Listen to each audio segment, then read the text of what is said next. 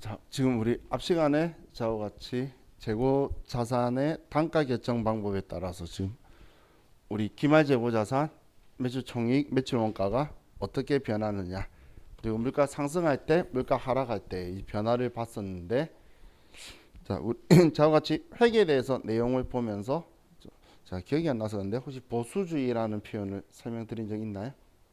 보수주의라는 표현 설명한 적 없죠? 자, 그럼 제가 보수주의라는 용어를 좀 설명을 드릴게요.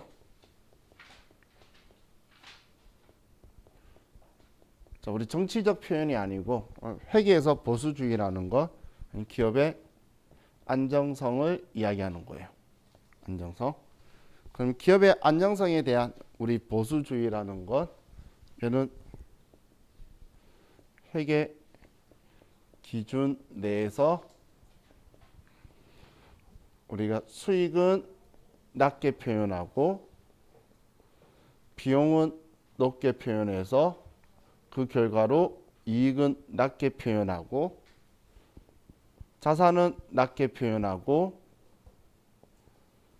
부채는 높게 표현하겠다는 게 우리 보수주의 회계고 안정성이 높은 기업이다라고 이제 표현을 해요.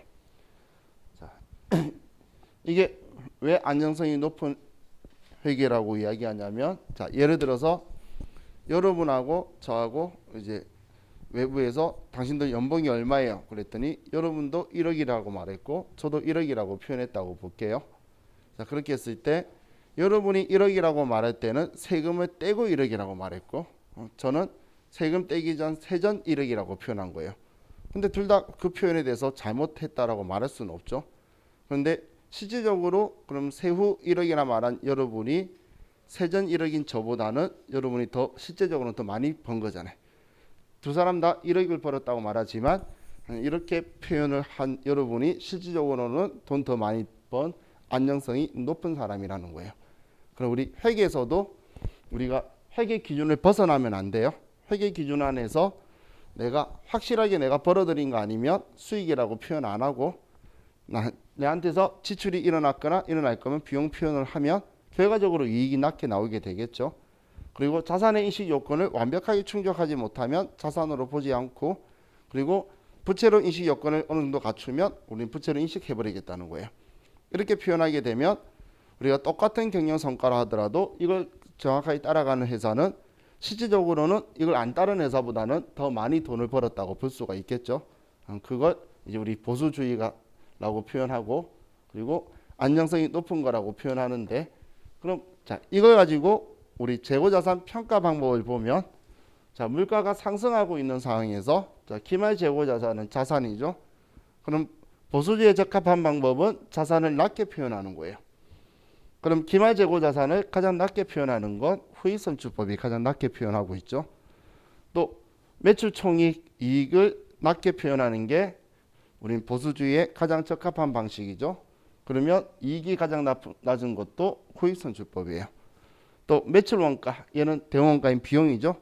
그럼 비용을 가장 높이 표현한 거 찾아보면 후익선출법이죠. 그래서 우리는 보수주의에 가장 적합한 방법 혹은 우리 안정성이 가장 높은 방법을 물가 상승할 때 이야기를 하면 후익선출법이 가장 안정성이 높은 방법이고 선익선출법이 안정성이 가장 낮은 방법이다라고 표현을 해요. 그 이유가 이 보수주의 회계에서 우리가 표현할 때 쓰는 방법이고, 우리가 이론 지문에서도 안정성이 가장 높은 방법, 낮은 방법, 물가 상승할 때 이야기하면 후익선출법이 가장 안정성이 높은 방법이다라고 생각하시면 돼요. 그럼 물가가 하락할 때는 정반대겠죠. 물가 하락할 때는 안정성이 가장 높은 방법은 선익선출법이고 가장 낮은 방법이 우리 후익선출법이다라고 해서 기업의 안정성으로 요즘은 좀 표현을 많이 해요. 옛날 50회차 시험에서는 보수주의 회계에 적합한 방법 이런 표현을 많이 썼는데, 근데 이제 최근 문제에서는 80회차, 90회차 대해서는 안정성이 가장 높은 방법, 낮은 방법으로 이 표현을 쓰고 있으니까, 그러면 재고자산 단가 결정 방법에 무슨 안정성이야? 그게 아니고 이제 이런 성향을 가지고 이야기한다라고 보시면 돼요. 자, 그럼 우리 선의선출법, 뭐 이동평균법, 총평균법, 후위선출법에 대한 내용은 다음에 저와 같이 한 번 더 볼 거니까, 자 우리 교재 159페이지를 보면 159페이지를 보면 추정율법이라고 적혀 있죠. 이 추정율법은 우리 시험에는 이 계산 방식이나 뭐 이런 거에 대해서 물어본 적은 한 번도 없는데, 근데 이거는 우리 제일 첫 번째 거 보시면 매출 가격 환원법 혹은 줄여서 매가 환원법, 소매 제고법 이런 표현을 쓰는데, 자, 이건 시험에 언급된 적이 한 2번 정도 있는데, 그때 어떨 때 언급이 됐냐면 얘가 유통업에서 주로 쓰는 방식이에요. 유통업에서. 그래서 유통업에서 주로 쓰는 방식인데, 이 방식은 뭐냐면 지금 내가 물건을 100만 원치 사왔어요. 원가가 100만 원이에요. 근데 얘 다 팔면 200만 원인 거예요. 그럼 이런 상황에서 우리가 물건을 팔았는데 120만 원치 판 거야. 그럼 내가 팔 수 있는 금액은 80만 원 남겠죠. 다 팔면 200이었는데 120 팔았으면, 그럼 80만 원치 팔 게 남았으면 우리 사왔을 때 100만 원치하고 매출 가격하고가 비율이 50%였죠. 그러면 남아있는 80만 원치의 50%인 40만 원이 기말 재고 자산이다라고 이제 판매 가격으로 역으로 치고 가는 게 우리 매가 환원법이라고 표현을 하는데, 자, 이건 우리 계산하는 방식으로는 지금까지 제가 봤을 때는 ERP 정보관리사 회계 1급에서는 나온 적이 있는데, 우리 한국세무사의 시험이나 아니면 회계사의 시험에서는 계산하는 건 한 번도 나온 적이 없어요. 근데 이제 세무 2급 시험할 때 언급 그냥 보기 지문 중에 하나로 우리 소매제고법은 유통업에서 주로 사용한다 이렇게 적혀 있는 적이 지금까지 역대 2번 있었어요. 그래서 유통업에서 사용하는 방법이다. 왜냐하면 거기에는 여러분들 편의점에 종류가 엄청 많죠. 물건들이 한 개씩 한 개씩 단가를 다 못 따지기 때문에 그 원가율이나 아니면 이익률 둘 중 한 개를 정해놓고 그걸 가지고 해요. 그래서 그냥 우스갯소리로 여러분들 편의점이 2개가 보이죠. 2개 보이면 큰 데 가면 몇십 원이라도 싸요. 같은 콜라 한 개를 사도. 그 이유가 크기 때문에 싼 게 아니고 큰 곳에 마진율이 높은 불량식품이 아니죠. 비브랜드가 많아요. 그럼 비브랜드가 많으면 이익률이 높기 때문에 평균 가격으로 이익률 붙이기에 포스가 되어 있어서 그런 차이들이 발생을 해요. 그렇다고 어마무시한 차이는 아니고 몇십 원 정도 차이가 날 거예요. 자, 그런 방법이다 정도까지만 여러분이 인지를 해주시면 좋겠어요. 자, 그럼 이제 165페이지에 감모 손실과 평가 손실 이거에 대해서 금액으로 회계 처리하는 거 좀 볼게요.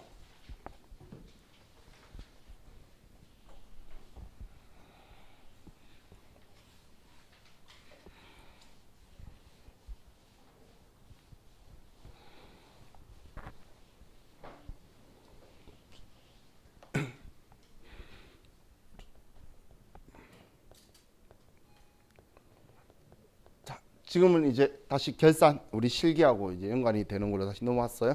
방금까지는 제가 이론이라고 이야기했었죠. 얘는 이제 실기하고 이론하고 또 섞여서 나와요. 자, 감모손실을 금액으로 할 건데, 감모손실은 일단 여러분 마음속에 물건이 없어졌다 이렇게 생각하시면 돼요. 그럼 자산의 감소가 발생한 거죠. 우리 재고 자산이 사라진 게 감모손실이에요. 자, 그럼 이 금액 가지고 보면, 자, 그냥 상품으로 볼게요. 상품을 가지고 T자를 쓰는데, 이 앞에는 제가 수량으로 했었고 이번에 금액으로 하면 얘는 기초 재고액이 되고, 여기는 기말 재고액이 되고, 여기는 단기 매입액이 되는 거예요. 앞에랑 위치는 다 똑같죠. 근데 글자 표현이 수량은 제가 판매 수량이라고 표현했는데, 얘가 금액으로 하면 이제 얘를 매출 원가다, 팔린 금액이다라는 표현으로 매출 원가가 여기에 나오게 되는 거예요. 뭐 판매된 게 매출 원가잖아요. 그죠? 그래서 금액으로 쓰면 이렇게 표현이 될 건데, 자, 이번에 금액으로 얘가 1,000원이고 매입액이 2,000원이고, 자, 기말 재고액을 1,400원이다라고 나중에 우리가 결산할 때에 얘를 써주면, 컴퓨터가 이렇게 쓰면 우리 컴퓨터가 분계를 나머지 금액인 1,600원어치를 가지고 한 번에 차변에 매출 원가 1,600원, 대변에 먼저 상품이죠. 상품 1,600원 이렇게 컴퓨터가 분계를 해줘 버릴 거예요. 나는 지금 1,400원치 있다라고 입력만 해주면 컴퓨터가 나머지는 팔렸다라고 이렇게 분계를 해줄 거라는 거예요. 그래서 우리 재고자산 초반은 아니었죠. 중간에 미착품, 적성품, 시성품 그 공부한 게 여기에 포함시킬 거다, 포함 안 시킬 거다. 여기에는 무조건 실제 재고액을 쓸 거니까 실제 내게 얼마인지를 정확하게 써야 실제값이 되겠죠. 자, 그럼 이런 상황에서 우리가 지금 매출 원가가 컴퓨터는 1,600원이라고 할 건데 실제로 팔린 거는 1,400원이라고 볼게요. 그래서 200원의 감모 손실이 발생을 했는데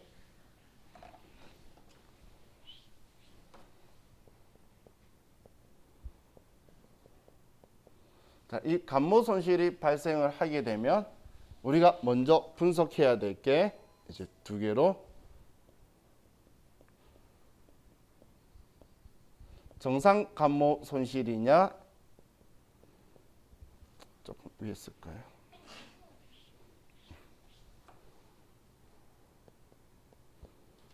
비정상 감모 손실이냐 이렇게 둘로 구분을 하게 돼요.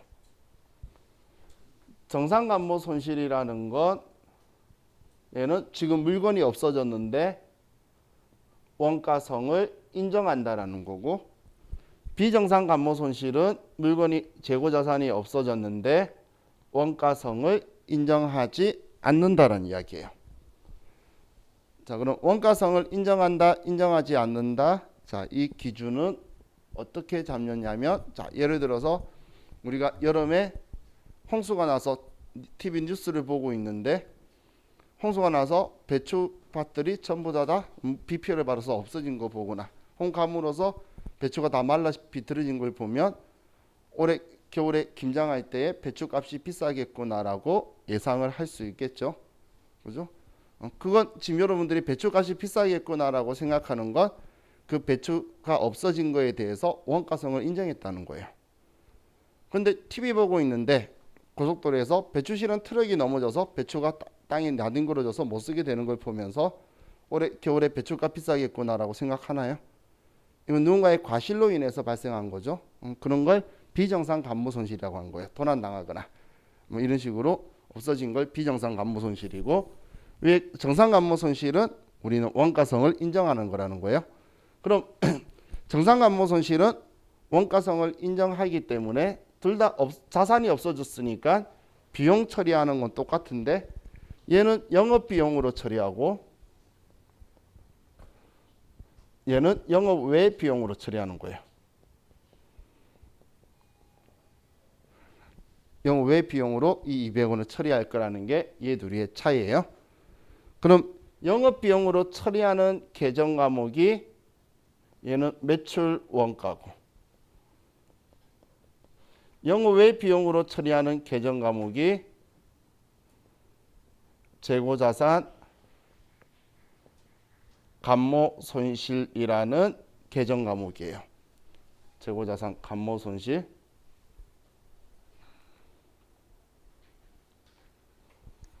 자, 그럼 얘 둘 가지고 보면, 자, 둘 다 상품이 200원치 없어진 거는 똑같이 없어졌으니까 얘를 200원치를 줄여주게 될 거예요. 그런데 이때 회계 처리를 차변에 비용 처리할 때 정상 감모 손실은 매출 원가다 200원이라고 처리할 거고, 비정상 감모 손실은 차변에 재고자산 감모 손실이다 200원 이렇게 처리할 거라는 거예요.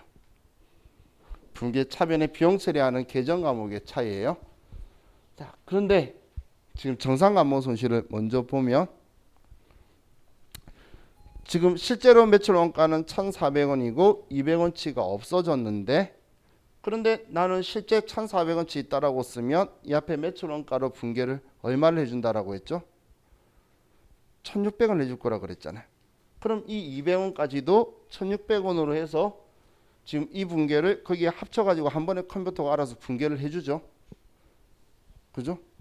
1,400원이지만 200원도 컴퓨터가 알아서 분계를 해주잖아요. 그렇기 때문에 정상 감모 손실은 우리가 전산으로 하는 사람들은 회계 처리를 할 필요가 없어요.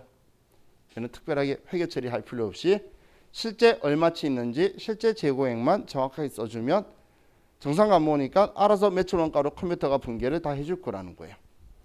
그렇기 때문에 정상 감모 손실은 문제가 안 돼요. 그럼 비정상 감모 손실이 문제인 거예요. 그럼 비정상 감모 손실은 지금 얘를 정상 감모든 비정상 감모든 1,400원치 있으니까 1,400원이라고 써야 되는 건 똑같은 거예요. 실제 재고액을 써야 되니까. 없어졌으니까. 그런데 지금 1,400원만 써버리면은 1,600원으로 분계가 되니까 1,600원으로 분계 안 되게 200원을 미리 막아야 되겠죠. 그래서 우리는 얘를 직접 분계를 해줄 건데 상품 200원치가 다른 계정 과목으로 대체되었다라고 해서 여기에 타계정으로 대체를 꼭 해주고,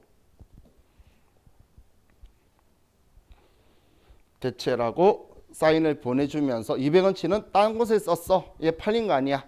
라고 지금 이렇게 쓰는 게 매출 원가에 포함 안 시키려고 쓰는 거다라고 앞에 이야기했었죠.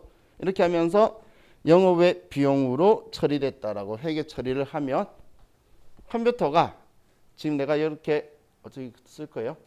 1,400원이라고 쓰기 전에 나중에 컴퓨터에 입력하러 들어가면 얘가 타계정으로 대체 200원이 장부에 적혀 있게 돼요. 쟤를 쓰면.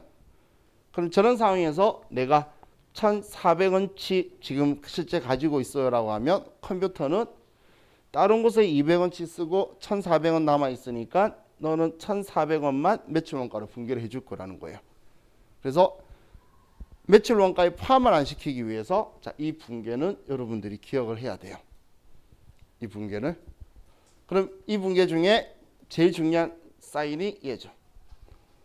얘를 써줘야지 타계정으로 대체를 해줘야 컴퓨터는 이 재고 자산을 다른 곳에 썼구나. 매출 원가에 포함시키면 안 돼라는 걸 인식해서 이렇게 딴 곳에 썼다고 해서 정리하고 우리를 기다려 줄 거예요. 그래서 저 부분을 여러분들이 정확하게 인지하고 보셔야 돼요.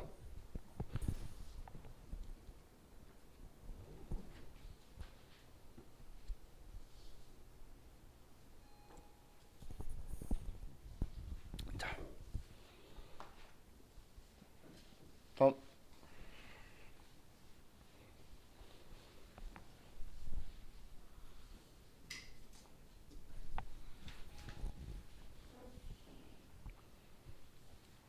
이번에는 평가 손실을 볼게요.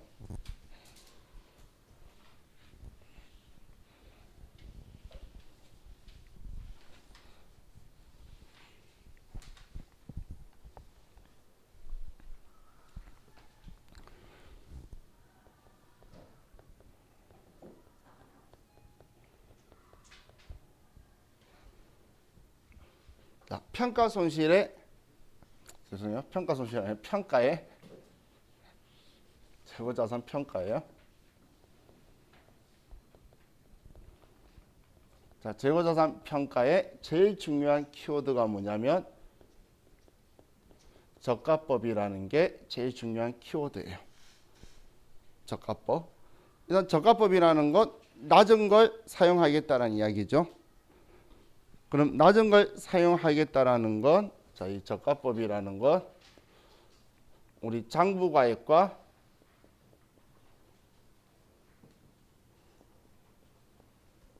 공정가액 중에 작은 금액을 사용하겠다는 거예요. 작은 금액을. 그럼 재고자산이니까 얘는 장부가액은 사왔을 때의 취득가액일 거고, 그리고 공정가액이라고 하는 건 얘는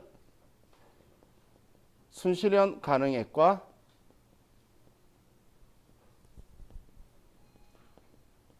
현행 대체 원가를 우리는 공정가액이라고 하는데, 순실현 가능액이라는 건 우리가 제품이나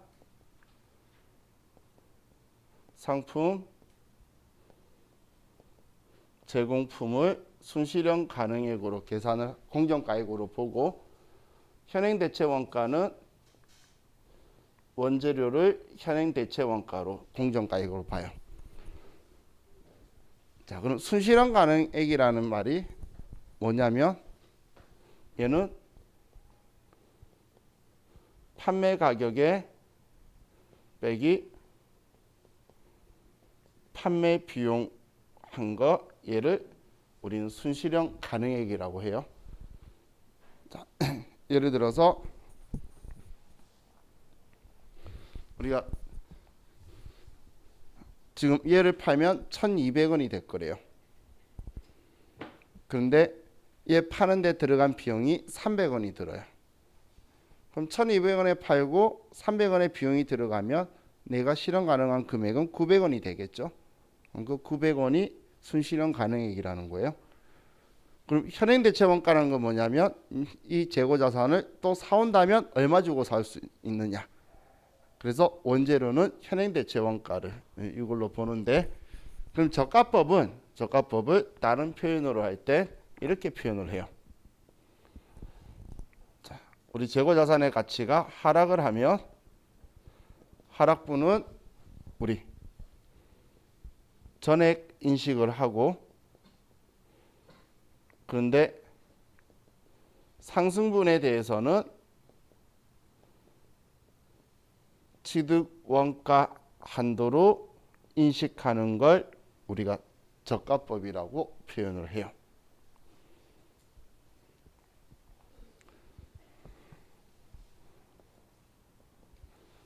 자,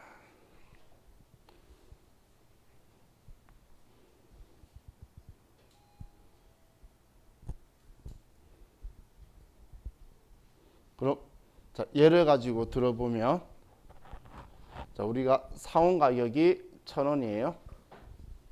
사온 가격이 1,000원인데 지금 공정가액이 800원인 거예요. 그러면 우리는 이 800원만큼 내려온 만큼 200원을 인식을 할 거예요. 이걸로 800원으로 인식을 해서.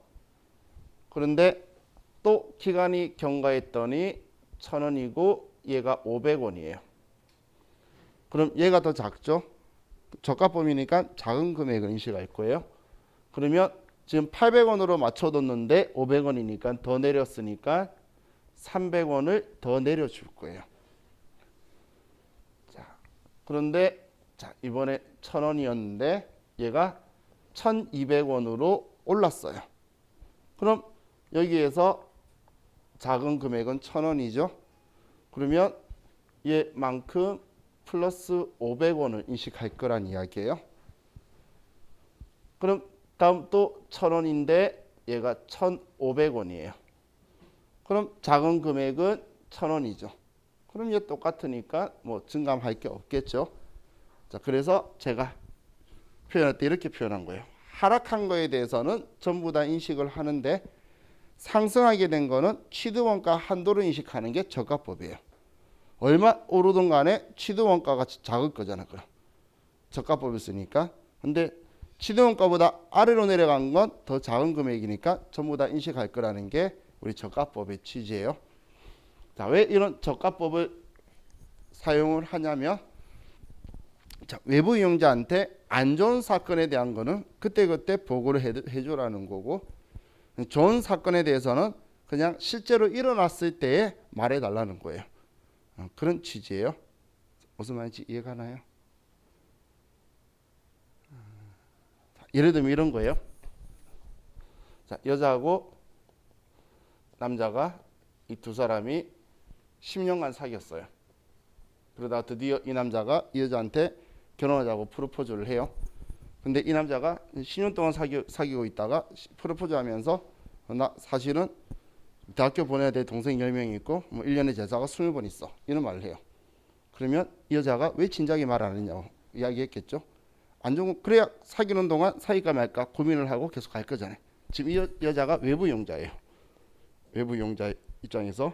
근데 만약에 이 두 사람이 10년간 사귀었는데 갑자기 프로포즈 하면서 나 사실 뭐 재벌 3세야 아니면 재벌 4세야 뭐 우리 증조 할아버지가 이병철이고 할아버지가 이건희고 아버지가 이재용이야.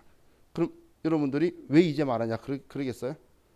드디어 내 거가 됐구나 이렇게 생각을 하겠죠. 그런 것처럼 좋은 거에 대해서는 왜 진작에 말 안 했냐 이렇게 말 안 할 거라는 거예요. 오히려 자기 사람 되기 전에 뜬구름만 잡고 있다가 폭망할 수도 있겠죠. 그렇기 때문에 안 좋은 거는 진작에 내가 그만뒀을 수도 있잖아 투자를. 그렇기 때문에 안 좋은 거에 대해서는 그때그때 미리미리 보고를 해주고 가격 오른 거는 얘 팔면 어차피 이익으로 나한테 올 거잖아요. 그때 보면 되니까 미리 뜬구름 잡게 이야기하지 말라는 거예요. 그게 이 저가법의 취지라고 보시면 돼요. 자, 그럼 이 저가법은 제일 중요한 건 그럼 시드원가 기준으로 가기 때문에 이 금액을 상실하면 안 되겠죠. 이 금액을 알아둬야 될 거잖아요. 그래서 이 금액을 손을 안 대고 분괴를 한다는 게 중요해요. 자, 그럼 이거에 대해서 분괴를 한번 볼게요.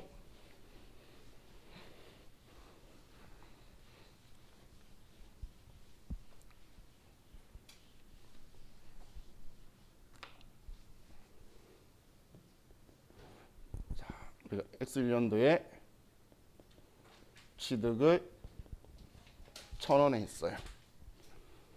자, 그럼 우리가 장부에 원재료 1,000원, 대변에 1,000원을 현금으로 지급을 할 거예요. 자, 이런 상황에서 우리가 X1년도 12월 31일 날 이거에 대한 금액을 봤더니 800원으로 하락한 거예요. 그럼 얘 둘의 가격을 비교해 보니까 얘가 작죠. 얘가 작으니까 우리는 마이너스 200원을 인식하게 될 거예요. 그럼 200원만큼 나는 줄이기 위해서 자, 차변에 이때 재고자산 평가 손실이라는 계정 과목을 쓸고 자, 금액은 200원만큼 내렸다라고 쓸 거예요. 자, 그런데 대변에는 재고자산 감모 손실 때처럼 그냥 재고자산 원재료를 줄이는 게 아니라 제가 이 취득원가를 지금 우리가 상실하면 안 된다라고 했죠. 장부에 있어야 되니까.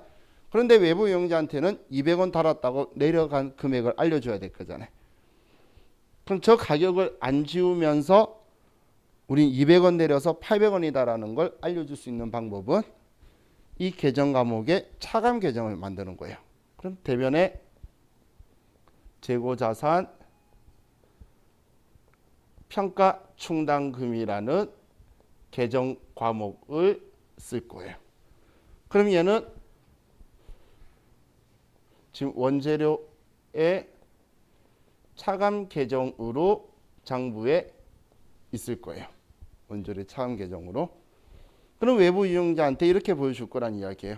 나 원재료가 1,000원치 있는데 200원 가치가 달아서 지금 800원치의 자산가액이에요. 이렇게 보여줄 거라는 거예요.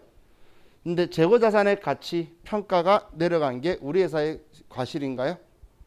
우리 회사가 잘못한 거 아니죠. 그렇기 때문에 얘 성격은 매출 원가로 처리를 해요. 매출 원가를 처리하는 걸 매출 원가에 가산한다고 표현할 수가 있겠죠.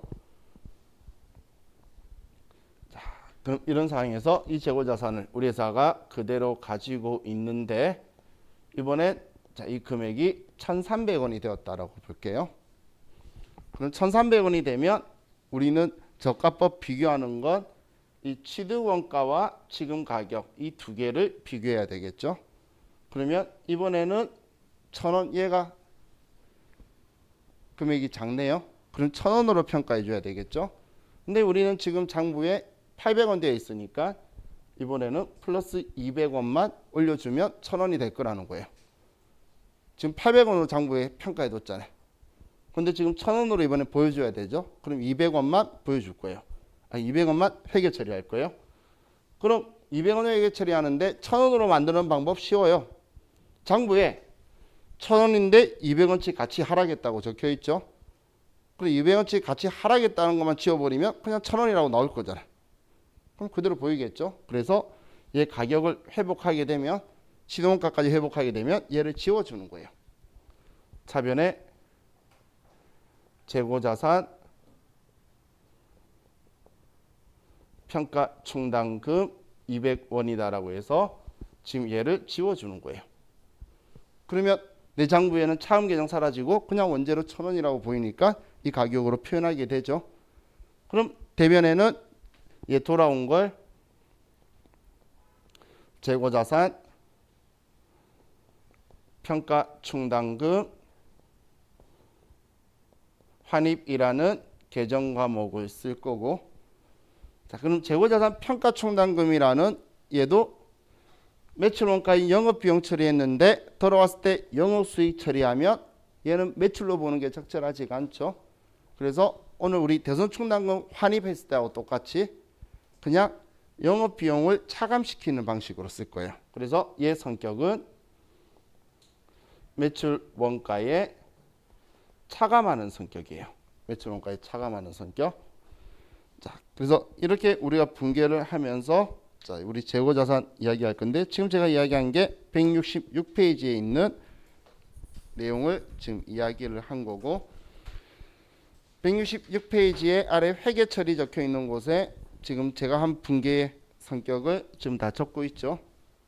자, 이거에 대한 성격을 여러분들이 정확하게 인지하고 있는지 우리 이론 문제에서도 물어보고, 계산 실기의 평가에 대해서 물어보면 매우 어려운 것처럼 나온 건데 엄청 쉬워요. 우리 전산이잖아요.